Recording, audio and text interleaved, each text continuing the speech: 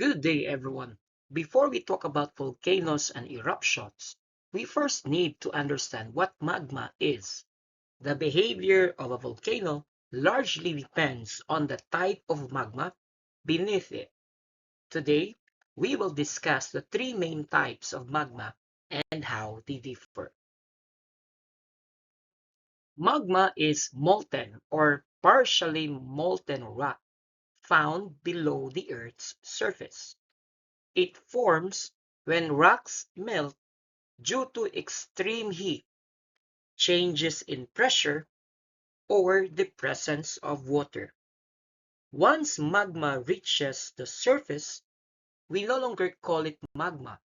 It becomes lava.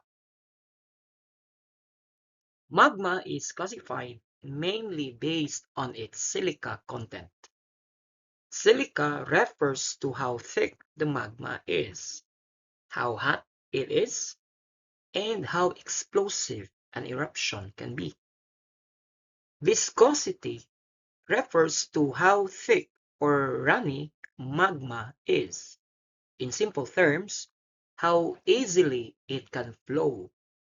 It is one of the most important properties of magma because it strongly controls eruption style, lava flow behavior, and volcanic hazards. Using this basis, magma is grouped into three main types. Let's start with the hottest and most fluid type of magma,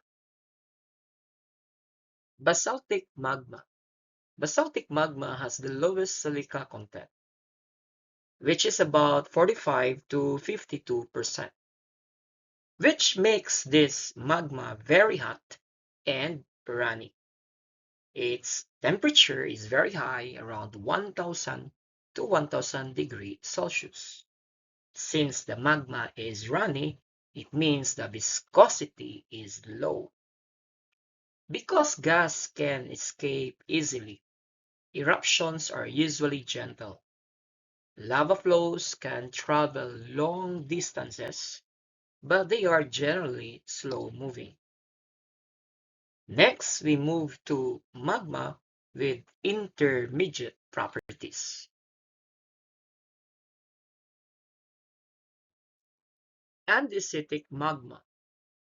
Andesitic magma is thicker than basaltic magma, which has a silica content around 52 to 63%. And also they are cooler than basaltic magma, which has a moderate temperature around 800 to 1000 degrees Celsius.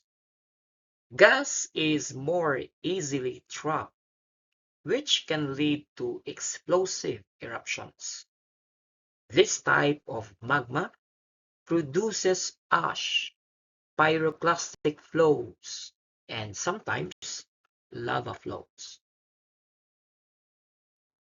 Finally, let's look at the most dangerous and explosive type of magma, rhyolitic magma. Rhyolitic magma has the highest silica content, around 63 to 75%. It also has a low temperature, ranging from 650 to 800 degrees Celsius, making it very rhyolitic magma has a very thick and slow-moving magma. Gas becomes trapped, building pressure until a violent eruption occurs. Lava rarely flows far and often forms lava domes or calderas. To clearly see the differences, let's compare all three types side by side. This table summarizes the key differences. Notice the pattern. As silica increases, magma becomes thicker, cooler, and more explosive. From this, we can now identify an important relationship. Higher silica means higher viscosity. Higher viscosity means more explosive eruption. This is the most important concept to remember. The amount of silica controls magma behavior and explains why some volcanoes erupt gently while others erupt violently. Let's wrap up what we've learned. To summarize, magma forms beneath Earth's surface. Three main types of magma are basaltic, andesitic, and rhyolitic. Silica content controls viscosity and eruption style. Magma type determines the volcanic hazards. Magma differs in composition and behavior. Understanding magma types help us predict volcanic activity and its associated hazards. Now let's try to answer 5 concept checkpoints. Read the items carefully. You may pause the video to analyze the answer. Answers will be revealed and explained in the next slides. The correct answer is C, basaltic magma, because it is hot and has low viscosity. Basaltic magma contains low silica, which makes it very hot and runny. Because of its low viscosity, the lava flows easily and can travel long distances before cooling. Gas also escapes easily, so eruptions are gentle rather than explosive. This explains why some volcanoes produce wide lava fields instead of violent explosions.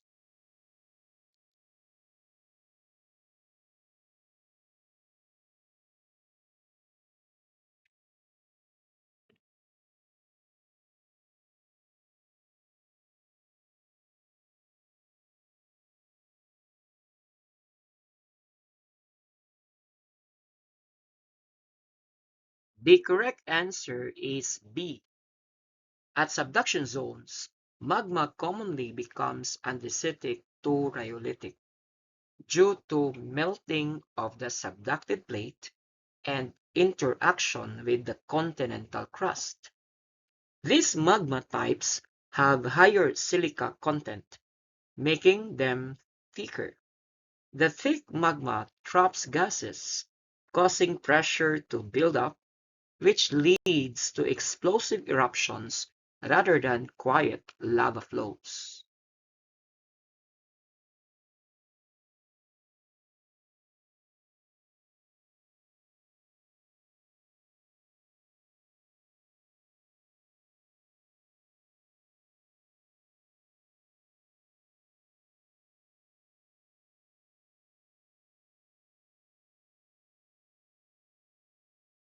The correct answer is C.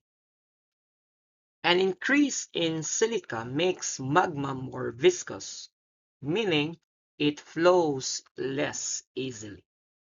As viscosity increases, gases become trapped, pressure builds up, and eruptions shift from gentle lava flows to explosive ash-producing eruptions. This change directly affects eruption style, not just temperature or gas amount alone.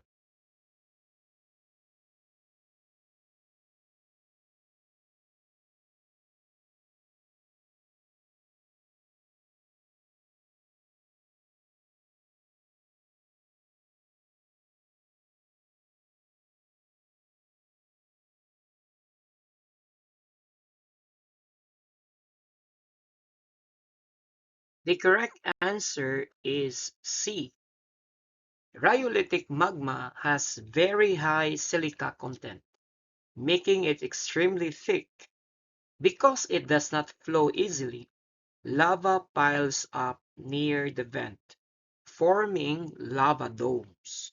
Gas trapped in this viscous magma can cause violent eruptions that generate pyroclastic flows, making rhyolitic magma the most dangerous type.